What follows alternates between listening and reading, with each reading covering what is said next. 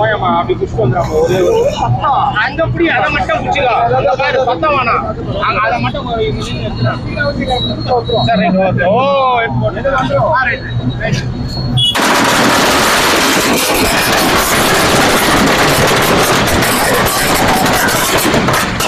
ஒரு கேள்வி கேட்குறேன்.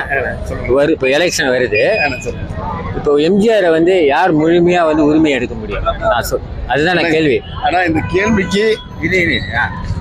கேள்விக்கு நான் சொல்றதுன்னா, இன்றைக்கு எடப்பாடியார் அவர் வந்து எம்ஜிஆர் புகழ மட்டும் ரயில்வே ஸ்டேஷன்ல இருந்து எல்லாத்துக்கும் வச்சிருக்காரு. எடப்பாடி அவர் இன்னும் சிறப்பாக செய்யறாரு. ஏன்னா எம்ஜிஆர் தான் காட்டிட்டு போன ரெட்டல தானே அது. அவர் பேர் வைக்காம யார் பேர் வைப்பீங்க? அவர் கொடுத்த 13 வயசு ஏப்ரல் 30 வெலிங்டன் தியேட்டர்ல மதுரை வீரம் படம் பார்த்துட்டு நைட் ஷோ பார்த்துட்டு, அப்ப மதுரை வீரம் படம் ஏப்ரல் 30ஆம் தேதி வெலிங்டன் தியேட்டர்ல ஓடுது.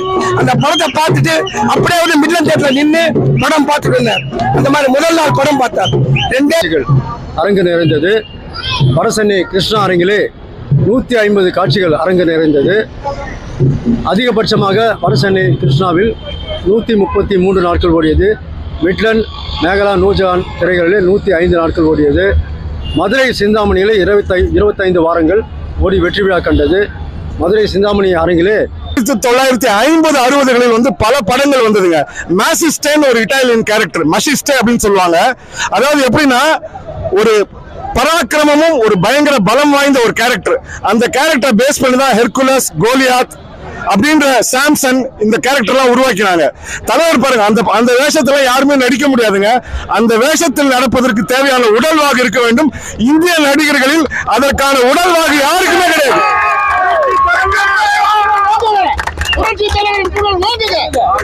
ஸ்வாட் அண்ட் சாண்டில்னு சொல்லுவாங்க. நீங்க கூகுள்ல சர்ச் பண்ணி பாருங்க.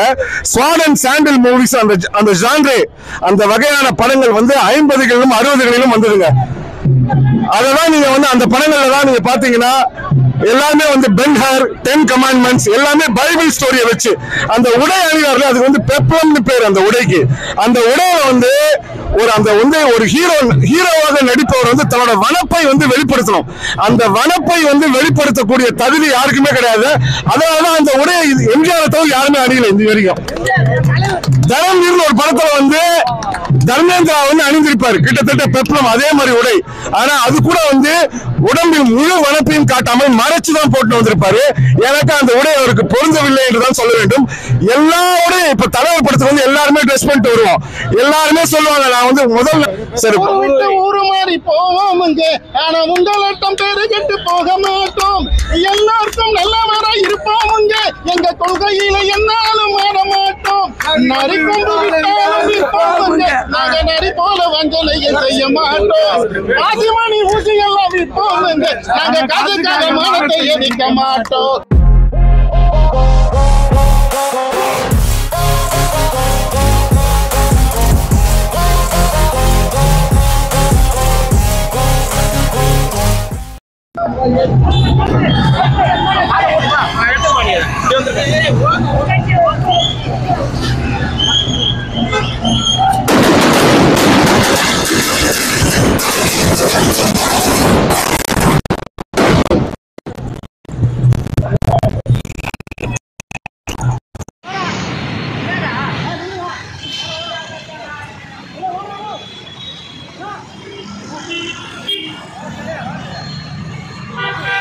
தலைக்கு அது ஓடாக்குற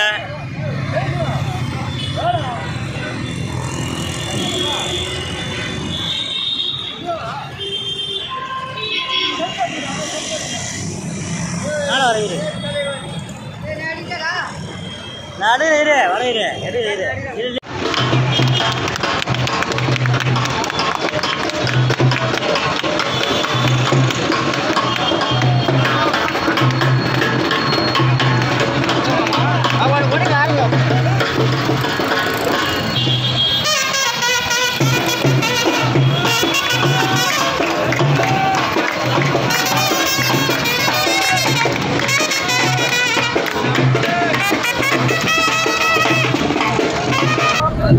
இந்த அடிமை பெண் திரைப்படத்தை பார்க்க வந்த அனைத்து எம்ஜிஆர் பக்தர்களுக்கும் ரொம்ப நன்றி.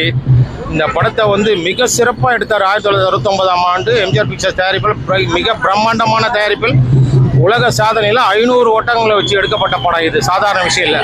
அந்த ஒட்டகங்களுக்கு வந்து 2 லாரி தம்ஸ்அப் கொக்கோ கோலா ஊற்றினாருன்ட்டு வரலாற்றிலே இருக்குது. அதுக்கு நிகர் வந்து இன்னும் ஒருத்தன் பிறக்கவும் இல்லை, பிறக்கவும் போகிறதில்ல. அந்த சிங்கத்தை சொந்தமாக வளர்த்து 6 வருஷம் பழகி இந்த படத்தில் வந்து நிஜமாக ஃபைட் பண்ணார். இன்றைக்கெல்லாம் கிராபிக்ஸ் சிங்கமெல்லாம் வச்சு ஃபைட் பண்ணுறாங்க, அது வேறு விஷயம். ஆனால் அந்த காலத்திலே தொழில்நுட்பம் இல்லாத காலத்திலே ஒரிஜினல் பாகுபலின்னு பண்ணவர் இந்த அடிமை பெண் தான், தாய் கோசம். இன்னைக்கு டூப்ளிகேட் பாகுபலின்னு வச்சு சந்திரமௌலி வந்து ஏதோ பண்ணி விட்டாரு. ஆனால் இதுக்கு நிகர் ஒரு ஆளும் பண்ணவே முடியாது. புரட்சித் தலைவர் வந்து தொடவே முடியாது.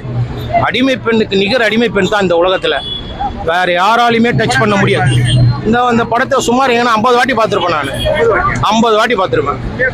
உண்மை இதெல்லாம் பொய்யா நான் சொல்ல போறேன். உண்மை திரையிலே 50 வாட்டி பார்த்துருப்பேன். இந்த வீடியோவில் டிவிடியில் டக்குலாம் சேர்த்தா 100. உலகம் சுற்றும் வாலிபன் படம் வந்து அதுக்கு கடைசியினுடைய அது கின்னஸ் பண்ணது வந்து அது 6 அயல் நாடுகளை வச்சு படம் எடுத்தாரு. இது வேற சென்டிமெண்ட், தாய் கோசமே எடுத்த படம். இது வாலிபன் வந்து என்ன வித்தியாசம்னா இந்த உலகத்திலே வேற யாரும் எடுக்க முடியாத அளவுக்கு அந்த படத்தினுடைய ட்ரெஸ் சேஞ்சுக்கே இன்னைக்கு யாரும் பணம் பண்ண முடியாது. கோட்டு ஷூட்டுக்கு நாங்கள் படம் பார்க்கும்போது என்னவோம் இன்ட்ரோல் வரைக்கும் என்னவோ அந்த கோட்டு ஷூட்டு கணக்கு இருக்காது. எக்கச்சக்கமாக ட்ரெஸ் சேஞ்ச் பண்ணியிருப்பார் அந்த படத்தை. 6 நாட்டில் அயல் நாட்டில் படமாக்கப்பட்ட படம் அது. அதுவும் நிஜத்தில் இன்னைக்கு நினைச்சா உட்காந்து டெக்னாலஜி காலத்தில் வளர்ந்து கிராபிக்ஸ்லேயே படத்தை எடுத்து காட்டிடுறாங்க. ஆனால் அன்றைய தொழில்நுட்பத்தில் 6 அயல் நாட்டில் போயிட்டு முழுசாக படம் எடுத்து வந்து அவர் திறமையை காட்டிய ஃபைனல் படம் அது உலகம் சுற்றும் வாலிபன். அந்த படத்துக்கு அவரே இயக்கம், அவரே தயாரிப்பு, அவரே எடிட்ரு.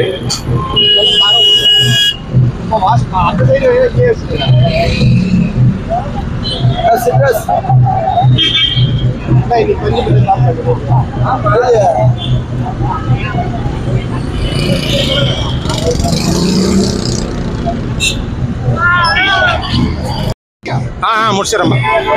அந்த படத்தினுடைய சிறப்பு என்னன்னா உலகம் சுற்றும் வாலிபம் படத்தில் வந்து ஸ்கேட்டிங் ஃபைட் இருக்கும். நேச்சுரலாக பண்ணியிருப்பார் அவர் ட்ரைனிங் எடுத்து.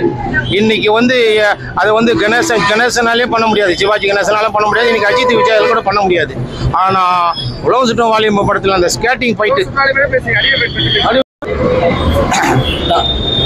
1969 அடிமை பெண்ணு சென்னை, தமிழகம் முழுவதும் கடல் தாண்டி இலங்கையிலும் அமோக வெற்றி பெற்றது. சிங்கப்பூர், மலேசியா, சில நாட்கள், சில இடங்கள்லாம், கன்னடா இடங்கள்லாம் அடிமை பெண் மாபெரும் சாதனை படைத்தது.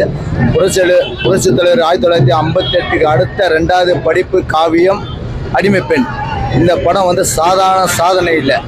ஆனால் ஊட்டி படக்காட்சிகள் ஊட்டி, ஒகேனக்கல், ஜெய்ப்பூர், ராஜஸ்தான், அப்புறம் ஜெய்ப்பூர் அரண்மனை,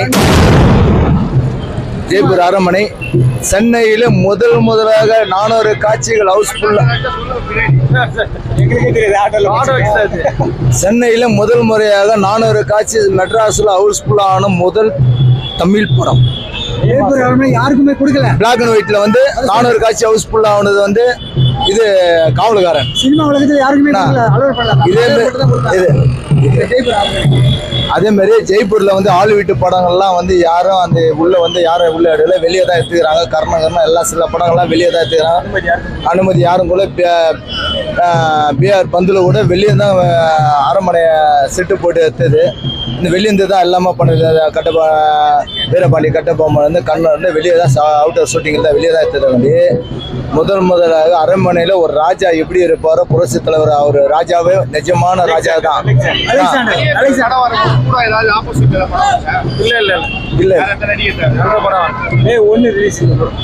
அதுக்கப்புறம் ராஜஸ்தான் படம், ராஜஸ்தான் ஜெய்ப்பூரில் வந்து நல்ல அருமையான காட்சி. இது வரைக்கும் ஆள் வீட்டிலே ராஜா அந்த பாலைவனத்தில் 1000 ஒட்டகத்தோட ஒரே பிரேம்ல எடுத்தது. இது வரைக்கும் எல்லா நடிகர் இப்போ இருக்கிற நடிகர் இருந்தால் 4 பிரேம் 10 பிரேம்ல எடுத்துருவோம். ஒரே பிரேம் ஒரே டேக். இதில் வந்து அதேமாரி ஒகேனக்கல் அருவி காட்சி மிக பிரம்மாண்டம். அருவி காட்சி நல்ல பிரம்மாண்டம், நல்ல பிரம்மாண்டம். இதுக்கப்புறம் தான் எல்லாம் பாகுபலி எடுத்திருப்பாங்க. ஆனால் புரட்சித் தலைவர் அருமையான ஒகேனக்கலை காட்டினாரு, அருவி வீச்சை காட்டினாரு. அதுக்கப்புறம் வந்து அந்த இடத்த வந்து ஒரு இதுவும் பண்ணாரு. அதே மாதிரி சத்யா ஸ்டுடியோல படைப்பிடிப்பு இந்த அடிமை பெண் வந்து ரிசர்வேஷன்லேயே ஹவுஸ்ஃபுல்லு. மிக மதுரை சிந்தாமலை 25 வாரம். அனைவருக்கும் இனிய மாலை வணக்கம். அனைவருக்கும் இனிய மாலை வணக்கம். என் பெயர் லோகநாதன். 1000ல் ஒருவன் இறைவன் எம்ஜிஆர் பக்தர்கள் குழு சென்னை நிர்வாகி என்ற அளவிலே நான் இந்த அடிமை பெண் படத்தின் சிறப்புகளை பற்றி பேசலாம் என்று இருக்கிறேன். 1/5/1969 அன்று இந்த திரைப்படம் வெளியானது. புரட்சித் தலைவர் எம்ஜிஆர் அவர்களின் பிரம்மாண்ட வெற்றி படைப்பு. எம்ஜிஆர் பிக்சர்ஸின் 2வது தயாரிப்பு. சென்னை மிட்லண்ட், கிருஷ்ணா, மேகலா, நூர்ஜஹான் ஆகிய திரைகளிலே வெளியானது. அந்த காலத்திலே கொளுத்தும் வெயிலில் கொட்டகை நிறைந்த காட்சிகள், அதாவது ஒவ்வொரு அரங்கிலும் 100 காட்சிகள் வீதம் 400 கொட்டகை நிறைந்த காட்சிகள் அரங்கு நிறைந்தது. வடசென்னை கிருஷ்ணா அரங்கிலே 150 காட்சிகள் அரங்கு நிறைந்தது. அதிகபட்சமாக வடசென்னை கிருஷ்ணாவில் 133 நாட்கள் ஓடியது. மிட்லண்ட், மேகலா, நூர்ஜஹான் திரைகளிலே 105 நாட்கள் ஓடியது. மதுரை சிந்தாமணியிலே 25 வாரங்கள் ஓடி வெற்றி விழா கண்டது. மதுரை சிந்தாமணி அரங்கிலே அந்த திரைப்படத்தில் பங்காற்றிய கலைஞர்கள் அனைவரும் பங்கு கொண்டார்கள். புரட்சித் தலைவர் எம்ஜிஆர், ஜெயலலிதா, பண்டரிபாய், அசோகன் மற்றும் பலர் மேடையிலே தோன்றி ரசிகர்களை மகிழ்வித்தார்கள். மதுரை சிந்தாமணி அரங்கிலே பல எம்ஜிஆர் படங்கள் ஓடி வெற்றி கண்டது. முதலாக 1 கோடி ரூபாய் வசூலை பெற்ற படம் மதுரை வீரன். அந்த படத்தின் வசூலை முறியடித்தது நாடோடி மன்னன். நாடோடி மன்னன் படத்தை முறியடித்தது எங்க வெட்டு பிள்ளை. எங்க வெட்டு பிள்ளையின் வசூலை முறியடித்தது அடிமை பெண் தான். அடிமை பெண் வசூலை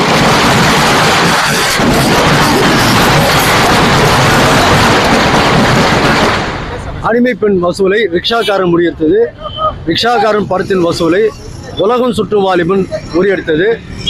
உலகம் சுற்று வாலிபன் வெளியாகி அமோக வசூல் கண்டது. அந்த திரைப்படம் அதற்கு முன்பு வெளியான எல்லா தமிழ் திரைப்படங்களின் வசூலையும் முறியடித்து மகத்தான சாதனை படைத்தது. அதற்கு பின்னால் வெளிவந்த உரிமை குரல், அதுவும் 1 கோடி ரூபாய்க்கு மேல் வசூல் கண்டது. 1975 வெளியான இதயக்கனி படம், அதுவும் 1 கோடி ரூபாய் வசூலை ஈட்டி இமாலய சாதனை கண்டது. அதாவது புரட்சித் தலைவர் படங்களின் வசூலை அவருடைய படங்கள் தான் முறியடிக்கும். 1947 ராஜகுமாரியில் கதாநாயகனாக நடித்தார். அதிலிருந்து அவர் முதல்வராக முடிசூட்டு ஆட்சி புரியும் வரை ஏறத்தாழ 30 ஆண்டுகளிலே ஒரு சில ஆண்டுகள் தவிர அனைத்து ஆண்டுகளிலுமே அவர்தான் சூப்பர் ஸ்டாராக திகழ்ந்தார். மக்கள் தலைவராகவும் மகோன்னத தலைவராகவும் திகழ்ந்தார். அவருடைய படங்கள் தான் வசூலில் சாதனை படைத்தது, பாக்ஸ் ஆஃபீஸ் ஹிட் படைத்தது. அதற்கு யூடியூப்ல அதுக்குண்டான செய்திகள் வெளியாகி உள்ளது. இந்த திரைப்படம் ஏறத்தாழ 15 அரங்குகளே 100 நாட்கள் ஓடி வெற்றி கண்டது. 1969 வெளியான இந்த திரைப்படத்தில் பல இயற்கை காட்சிகள், வெளிப்புற காட்சிகள் படமாக்கப்பட்டன. உதாரணத்துக்கு ஒகேனக்கல், ஜெய்ப்பூர் அரண்மனை, தார் பாலைவனம், இப்படி பல இடங்கள் சொல்லிக் கொள்ளலாம். இந்த படத்தில் முக்கியமான சிறப்பு அம்சம் என்னவென்றால், அந்த காலத்திலே படப்பிடிப்பு முடிந்த காலத்திலே ராஜஸ்தான் மாநில கவர்னர் புரட்சித் தலைவர் அழைத்து இந்த தொப்பியும் கண்ணாடியும் இந்த வெயிலுக்கு உங்களுக்கு இதமாக இருக்கும், இதை அணிந்து கொள்ளுங்கள் என்று அணிவித்தார். அந்த தொப்பி கண்ணாடி அடையாளம்தான் அவர் மறைந்த பிறகும் கூட இன்னும் அவரை எம்ஜிஆர் என்றால் தொப்பி கண்ணாடி என்ற அளவுக்கு அடையாளமாக பேசப்படுகிறது. எனக்கு பேச வாய்ப்பளித்த சிடிடி நிறுவனத்துக்கு நன்றி. முன்னாள் தமிழக முதலமைச்சர் டாக்டர் புரட்சித் தலைவர் எம்ஜிஆரும் தமிழக முன்னாள் முதலமைச்சர் புரட்சித் தலைவி அம்மாவும் நடித்த அடிமை பெண் என்ற திரைப்படம் இன்று ஞாயிற்றுக்கிழமை அளவில் மிக சிறப்பாக கொண்டாடப்படுகிறது. இது என்ன விசேஷம்னா, புரட்சித் தலைவர் நடித்த திரைப்படங்களிலே அதிக வசூலித்த திரைப்படம் அடிமை பெண், உலகம் சுற்று வாலிபன், நாடோடி மன்னன். இன்றைக்கும் ரசிகர் இருக்கிறாங்கன்னா அது தலைவருடைய அவர் செய்த நல்ல காரியங்கள் தான் இன்றைக்கும் மக்கள் மத்தியில் நல்ல எழுச்சியாக இருக்கிறது. என்றைக்கும் சூப்பர் ஸ்டார் அவர் தான். எவ்வளோ நடிகர் வந்திருக்காங்க, எவ்வளோ கருத்து சொல்லியிருக்காங்க. ஆனால் எம்ஜிஆர் படங்களை பார்த்தீங்கன்னா தான் அந்த கருத்துக்களை நீங்கள் பார்க்க முடியும். திருவிழா இருந்தது, பெரியவங்களுக்கு தான் அந்த சொல்கிற கருத்து மக்களிடத்தை சேர்ந்தது. அது புரட்சி தலைவர் மட்டும்தான். இன்னைக்கு எவ்வளோ நடிகர்லாம் வந்திருக்காங்க, ஒரு கருத்தும் கிடையாது, சும்மா சண்டை தான். சண்டைங்கன்னு பார்த்தீங்கன்னா ரிக்ஷாக்காரில் ஒரு ஃபைட் பண்ணுவார், அந்த ஃபைட்டு இன்னும் வந்து இன்னும் எந்த நடிகராலும் பண்ண முடியாது. ரிச்சாவில் நின்று பண்ணுவார். அடுத்தபடியாக சிலம்பு சண்டை, கோல் சண்டை, இது வரைக்கும் எந்த நடிகர்கிட்ட நம்ம அந்த மாதிரி ஒரு நிகழ்ச்சியை நம்ம பார்த்ததே கிடையாது. அப்படிப்பட்ட ஒரு மாபெரும் தலைவர். எங்களுக்கெல்லாம் எங்க தெய்வம்ன்றது இன்னும் நிலைச்சுன்னு இருக்காரு. நாங்க வணங்கக்கூடிய தெய்வம் அவர் தான். அது எங்க அப்பா அம்மாவுக்கு அடுத்தது எங்க தலைவர் தான் எங்களுக்கு தெய்வம். இன்னும் ரசிகர்லாம் இன்னும் இந்த மாதிரி படங்களை திரையிடணும். இதை திரையிட்டு மக்களுக்கு தெளிவுபடுத்தணும். அவருடைய புகழை இன்னும் பரப்பணுன்றது எங்களுடைய ஆசை. நன்றி, வணக்கம். இருங்க ஒரு கேள்வி கேட்குறேன். இப்போ எலெக்ஷன் வருது. இப்போ எம்ஜிஆரை வந்து யார் முழுமையா வந்து உரிமை எடுக்க முடியும்? அதுதான் நான் கேள்வி. ஆனா இந்த கேள்விக்கு நான் சொல்றதுன்னா, இன்றைக்கு எடப்பாடியார் அவர் வந்து எம்ஜிஆர் புகழ மட்டும் ரயில்வே ஸ்டேஷன்ல இருந்து எல்லாத்துக்கும் வச்சிருக்காரு. எடப்பாடி அவர் இன்னும் சிறப்பாக செய்யறாரு.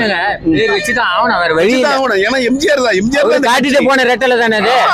அவர் பேர் வைக்காம யார் பேர் வைப்பீங்க? அவர் கொடுத்த உயிர். எம்ஜிஆர் படம் பார்க்க வந்தீங்க பக்தராவே நான் நினைச்சுக்கிறேன். நான் உங்களை கட்சி ரீதியா நான் கொண்டு போல. இப்போ எலெக்ஷன் டைம்ல வந்து தலைவர் படத்தை முடி ஏன் இன்னும் சின்னதாவே போடுறீங்க? எனக்கு இதான் தெரிஞ்சா. இது வந்து பெரிய தலைவர். இங்க பாருங்க பக்தர் வச்சுக்கிறாங்க பாருங்க. நீங்க நல்லா பாருங்க. நாங்க விசுவாசி. எங்களுக்கு கேட்டு பிரயோஜனம் இல்ல. பெரிய தலைவர்களை கேட்டு நீங்க அதை கேட்கலாம் சார். இது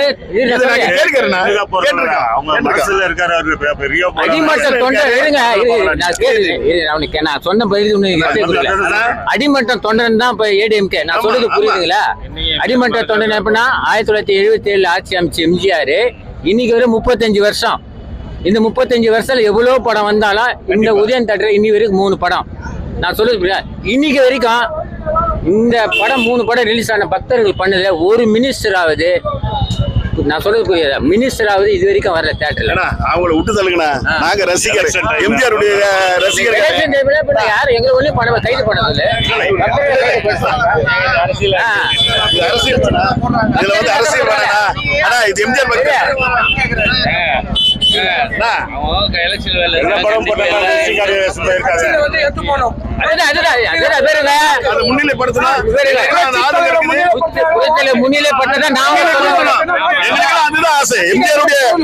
ரசிகருமான நான் சார்பா கேக்குறேன். எம்ஜிஆர் இந்த தமிழகம் வந்து முன்னிலைப்படுத்தணும். இத ஒரு வேண்டுகோளா நான் வைக்கிறேன். ஏன்னா எம்ஜிஆருடைய ரசிகர்கள் தான் இது ஒரு கோரிக்கையை எடுத்து எம்ஜிஆருடைய புகழ நிலையா இந்த அரசு அதை அமைய செய்ய வேண்டும் என்று எங்களுக்கு மனப்பூர்வமா ஆசை. செய்வாங்க.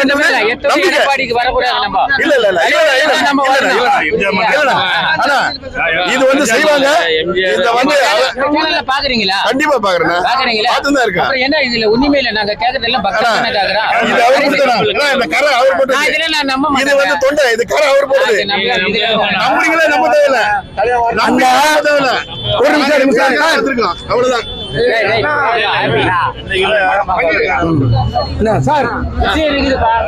சிடிடிவி தொலைக்காட்சி நேயர் அனைவருக்கும் வணக்கம், பணிவான வணக்கம். அன்றையும் இன்றும் என்றும் ஒரே தலைவன் புரட்சி தலைவன் தான். அவர் ஆரம்பித்த இயக்கம் என்று ஆள் விட்டு பறந்திருக்கிறது.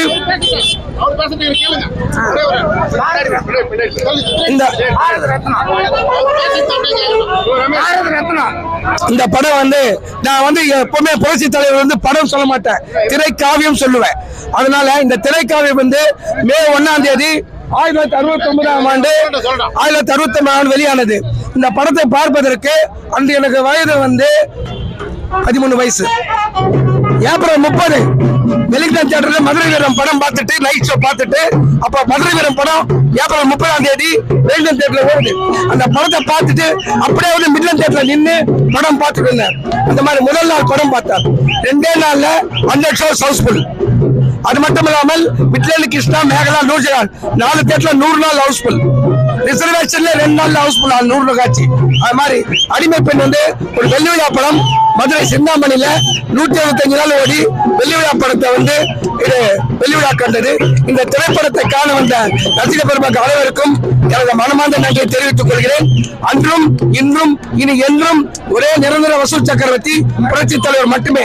அது மட்டும் இல்லாமல் நெல்லை ரத்னாவில் 3வது வாரமாக உலகம் சுற்றுவாழ்வின் படம் ஓடிக்கொண்டிருக்கிறது. இப்போது கூட தகவல் வந்து கொண்டிருக்கிறது. அங்கிருந்து அருமை அண்ணன் நெல்லை ஆறுமுகம் அவர்கள் சகோதரர் போன் பண்ணாரு. சார் இன்னைக்கு கூட ஹவுஸ்ஃபுல் ஆகும் போல இருக்குது அப்படின்னு சொல்றாரு. நான் இப்ப மேட்னி காட்சி பார்த்துட்டு வந்தேன். திருப்ப ஈவினிங் ஷோ உள்ள போறேன். ஆக புரட்சி தலைவர் படம் எத்தனை முறை பார்த்தாலும் அது சலிக்காது. இதுவரையில நான் கிட்டத்தட்ட இந்த படத்தை ஒரு 100 முறைக்கு மேலாவது பார்த்திருப்பேன். மிக்க நன்றி.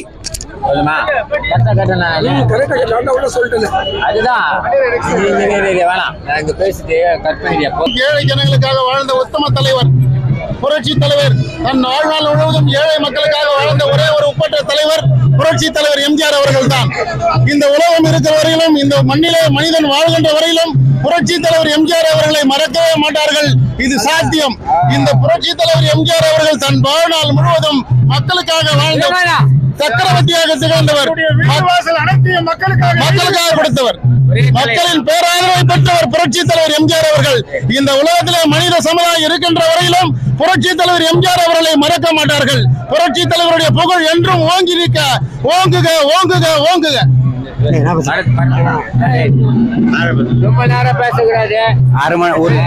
உலகத்துல தெய்வத்தை பார்த்திருக்கலாம். ஆனா தெய்வமா இங்க தமிழ்நாட்டுல உண்மையே தெய்வம் நான் அதுக்கு தெய்வத்தை நான் பார்த்தது கிடையாது. ஆனா உண்மையே தெய்வமா இருந்து இன்னைக்கும் அவர் இன்னைக்கு தெய்வமா இந்த மக்களுக்காக, தமிழ்நாட்டு மக்களுக்காக செஞ்ச ஒரு விஷயம் இன்னைக்கு நாங்களா இருக்கிறோம் பாத்தியா, அது உண்மையே தெய்வம். என் புரட்சி தலைவர் வாழ்நாள் போல சரி, நான் என் உயிரியே அடமா அவர் தான் புரட்சி தலைவர் எம்ஜிஆர் தான். ஆனா உண்மையிலே அவரை மாரி ஒரு இன்னொரு வாட்டி அந்த மாதிரி தமிழ்நாட்டுல பிறக்கணும்.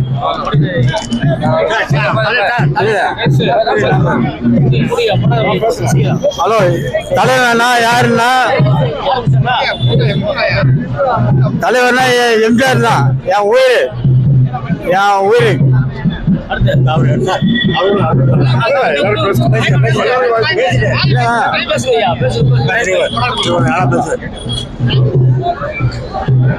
புரட்சி தலைவரின் புகழ் வளர்க்க அனுதினமும் பாடுபட்டு கொண்டிருக்கும் சிடிடி சேனல் நேயர்கள் அனைவருக்கும் என் முதற்கண வணக்கத்தை தெரிவித்துக் கொள்கிறேன். அதாவது நிறைய பேர் இந்த படத்தை பத்தி பேசுறாங்க, அரசியல் பத்தி பேசுறாங்க. அடிமை பெண்ற ஒரு படத்தை பத்தி அது இந்தியாவில் உருவானதால் தான் அந்த படத்துக்கு கிடைக்க வேண்டிய உரிய மரியாதை கிடைக்கலங்கிற ஒரு சின்ன வருத்தம் எனக்கு எப்பொழுதுமே உண்டு.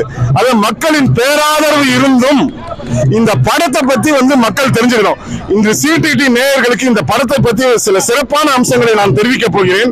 அதற்கான வாய்ப்பை நல்கிய சிடிடி சேனலுக்கு நன்றியை தெரிவித்துக் கொள்கிறேன். ஃபர்ஸ்ட் தலைவர் அரசியலுக்கு அப்பாற்பட்டவருங்க.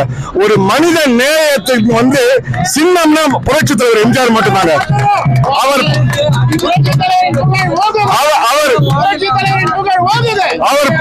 அவர் படங்கள் மட்டும்தான் உலகின் எந்த மூலையில் திரையிடப்பட்டாலும் கஷ்டப்படுற வறுமை கோட்டுக்கு கீழ் வாழ்கின்ற மக்களுக்கு என்னைக்குமே அதே போல மக்களுக்கு ஒரு நற்பண்புகளை சொல்லி தருவங்க ஒரு பாடமாக இது தலைவர் படங்கள் அத்தனையுமே இருக்குங்க.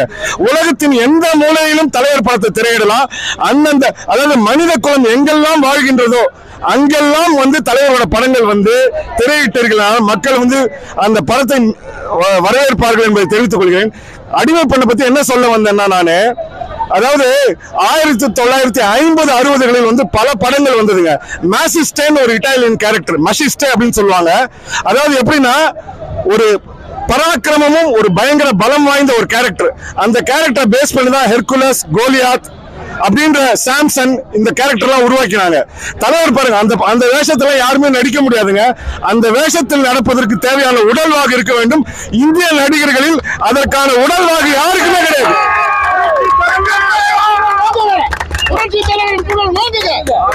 ஸ்வாட் அண்ட் சாண்டில்னு சொல்லுவாங்க. நீங்க கூகுள்ல சர்ச் பண்ணி பாருங்க. ஸ்வாட் அண்ட் சாண்டில் மூவிஸ் அந்த ஜான்ரே அந்த வகையான படங்கள் 50களிலும் 60களிலும் வந்ததுங்க. அதெல்லாம் நீங்க அந்த படங்கள்ல தான் நீங்க பாத்தீங்கன்னா எல்லாமே பென்ஹர், 10 கமாண்ட்மெண்ட்ஸ் எல்லாமே பைபிள் ஸ்டோரியை வச்சு அந்த உடை அணிவார்கள். அது பெப்ளம்னு பேர் அந்த உடைக்கு. அந்த உடையில ஒரு ஹீரோவாக நடிப்பவர் தன்னோட வனப்பை வெளிப்படுத்தணும். அந்த வனப்பை வெளிப்படுத்தக்கூடிய தகுதி யாருக்குமே கிடையாது. அதனாலதான் அந்த உடையை எம்ஜிஆர் தவிர யாருமே அணியல இந்த வரைக்கும். தரம் இருந்த இன்னொரு படத்துல வந்து தர்மேந்திரா வந்து அணிந்திருப்பாரு கிட்டத்தட்ட பெப்ளம் அதே மாதிரி உடை. ஆனா அது கூட வந்து உடம்பில் முழு வனப்பையும் காட்டாமல் மறைச்சுதான் போட்டு வந்திருப்பாரு. எனக்கு அந்த உடை அவருக்கு பொருந்தவில்லை என்றுதான் சொல்ல வேண்டும். எல்லா உடையும் இப்ப தலைவர் படத்துக்கு வந்து எல்லாருமே ட்ரெஸ் பண்ணிட்டு வருவோம். எல்லாருமே சொல்லுவாங்க நான் வந்து முதல் நாள் வந்து தலைவர் மாதிரி ட்ரெஸ் பண்ணிட்டு போனேன்ட்டு. ஆனா அடிமை பெண் ட்ரெஸ் யாருமே போட முடியாதுங்க, தலைவர் மட்டும் தான் போட முடியும். ஏன்னாக்க இந்த படத்தின் ட்ரெஸ் வந்து யார் அணிந்தாலும் யாருக்குமே பொருந்தாது. தலைவர் வந்து இந்த படத்தை வந்து அதாவது தலைவரோட ரசிகர்கள் அத்தனை பேருமே ஏழை எளிய மக்கள், பாமரர்களுங்க, படிக்காத ஜனங்கள். அவங்களுக்கு அறிவூட்டத்துக்காக தான் படத்தை எடுத்தாரு. சினிமா வந்து நீங்க ரெண்டு வகையா பிரிக்கிறாங்க. ஒண்ணு வந்து கமர்ஷியலா படம் எடுக்கிறதுங்க, இன்னொன்னு ஆர்ட் பிலிம். அதாவது அந்த பிலிமி அக்யூமெண்ட் திரை சார்ந்த நுண்ணறிவு இருக்கு இல்லைங்களா, அது வந்து எம்ஜிஆர் கிட்ட இருந்த அளவிற்கு உலகத்தில் எந்த ஒரு திரை வல்லுநர்கிட்டையும் கிடையாது. இன்னைக்கு வந்து நம்ம சொல்றோம் ஜேம்ஸ் கேமரூன், அதனாலதான் ஆனந்த விடன் வந்து செசில் டி 10 கமாண்ட்மெண்ட்ஸ் படம் எடுத்தார் இல்லையா, வரலாற்று வந்து திரையுலகில் வந்து ஒரு முக்கியமான இடத்தை பிடித்த படம். அந்த படத்திற்கு அந்த படத்தை டைரக்ட் செய்த இயக்குநருக்கு இணையாக ஆனந்த விடன் இந்தியாவின் செசில் டி எமிலின் எம்ஜிஆர் சொன்னாங்க. தலைவரோட பொது வாழ்க்கையோ அரசியல் வாழ்க்கையும் நம்ம இப்ப வந்து பேச வேணாம், எடுத்து வச்சலாம். அதை பத்தி பேசுறீங்கன்னா அது ஒரு தனி சிறப்பு வாய்ந்தது. அவருக்கு ஈடான இந்தியாவில் ஒரு சிறந்த மாநில முதலமைச்சர் இது வரைக்கும் வரலங்க. மக்களின் குறை தெரிந்த ஏழை மக்களின் வறுமை கோட்டிற்கு கீழ் வாழும் மக்களோட உண்மை நிலைமை புரிந்த முதலமைச்சர் இது வரைக்கும் இந்தியாவில் யாருமே வரல, புரட்சி தலைவரை தூத்தி. அதனால அவரோட ஆட்சி காலத்தை பத்தியோ அதே மாதிரி பொது வாழ்க்கையில் அவரோட வள்ளல் தன்மையை பத்தியும் நான் இன்னைக்கு பேச போறது இல்ல. அது ஒரு எல்லாமே ரெண்டு தனி சாப்டர். முக்கியமா அடிமை பெண் படத்தை பத்தி தான் பேச போறேன். அந்த அடிமை பெண் படம் வந்து நான் சொன்னீங்களா, இதோட ஜான்ரே அந்த வகையில வந்த படங்கள் வந்து இந்தியாவில எந்த ஒரு படத்துக்கும் ஈடு இணையற்ற படங்க. இன்னைக்கு வந்து இவ்வளவு பேர் வந்து மக்கள் வராங்கன்னா படத்தை வந்து எல்லாருமே 100 முறைக்கு மேல பார்த்தவங்க தான் படத்துக்கு வராங்க. ஏன் தெரியுங்களா, ஏழை எளிய ஜனங்கள் வராங்கன்னா அவருக்கு தங்கள் மேல் உள்ள நன்றி கடனை காண்பிப்பதற்காக மக்கள் வராங்களே தவிர படம் பார்க்கவோ ஒரு நாங்கெல்லாம் படத்தை வந்து எங்களுக்கு சீன் பை சீன் தெரியும், வசனம் எல்லா வசனமும் எங்களுக்கு வந்து அத்துப்படி. ஆனாலும் என் தலைவனுக்கு நாங்கள் ஆற்றக்கூடிய நன்றி கடனா தான் நாங்க இன்னைக்கு வந்திருக்கோம். இல்ல சொன்னாரு, அதாவது ஜெய்ப்பூர் அணைமலை பண்ண விடுங்க, ஒகேனக்கல்ல அந்த கரண்ட்ல நடுவுல நிப்பாருங்க தாய் இல்லாமல் நாளை பாட்டுக்கு. அதை எப்படி எடுத்தாருன்னு யாருக்குமே இது வரைக்கும் தெரியாதுங்க. அதாவது எந்த ஒரு பாதுகாப்பும் இல்லாம இந்த படத்தை எதுக்கு தெரியுமா எடுத்தாரு? இன்னொன்னு சொல்றேன், தலைவர் வந்து 67 வந்து குண்டு சுடப்படுறாருங்க. அதுக்கு பின்னாடி காவல்காரன் படம் வருதுங்க. மக்கள் வந்து ஏகோபித்த ஆதரவு கொடுத்தாங்க. அதுல நெகிழ்ந்து இந்த மக்களுக்கு நான் இதெல்லாம் பணம் வந்து அவங்களுக்கு கண்களுக்கு விருந்தா ஒரு படம் எடுக்கணும்னு எடுத்தாங்க. இதெல்லாம் 63 எடுத்த படம் அடிமை பெண்ணு. அதோட ரஷ் எல்லாம் பாதி எடுத்துட்டு அந்த பணத்தை அப்படியே தூக்கி வச்சுட்டு என் தாய் தமிழுக்காக நான் ஒரு மக்களுக்காக படம் எடுப்பேன்னு எடுத்த படங்க. அவர் பணம் ஒரு படம் கூட எம்ஜிஆர் பிக்சர்ஸ் தலைவர் எம்ஜிஆர் பிக்சர்ஸ் படங்கள் எல்லாமே படத்தை வந்து அவர் பணம் சம்பாதிக்கிறதுக்காக ஒரே சரி ஊரு மாறி போவோம் ஆனா உங்களட்டம் பேரு கெட்டு போக மாட்டோம்.